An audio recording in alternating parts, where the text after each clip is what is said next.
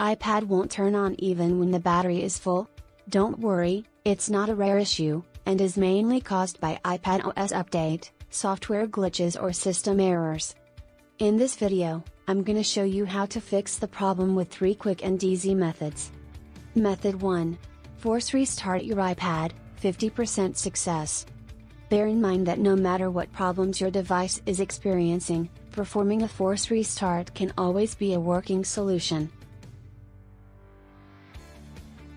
Long press the home button and power button at the same time and wait for the Apple logo to appear. If luckily, your iPad will restart as normal. Method 2. Use iPad recovery mode, 75% success. First, you need to connect your iPad to computer with a USB cable. Long press the home button and power button simultaneously to set your iPad into recovery mode. Wait until the iTunes logo appears. Then, download the software called UltFone, iOS System Repair, on your computer and launch it. Upon successful connection, UltFone, iOS System Repair will recognize your iPad in recovery mode by default.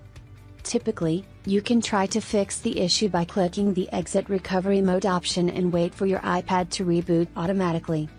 This method is completely free, but it may not work all the time. So if your problem still exits after trying it out, move on to the next method. Method 3. Repair iPad Operation System, 100% success. Firstly, click Repair Operating System, which is a paid feature but has a higher success rate.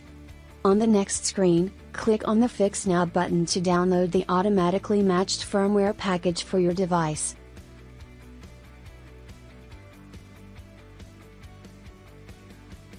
After the download, click Repair Now to initiate the repairing process.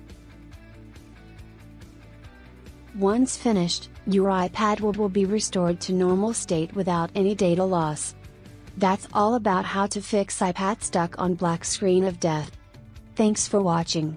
And for more iPad tips, please subscribe to our channel or directly go to the UltFone official website. See you next time.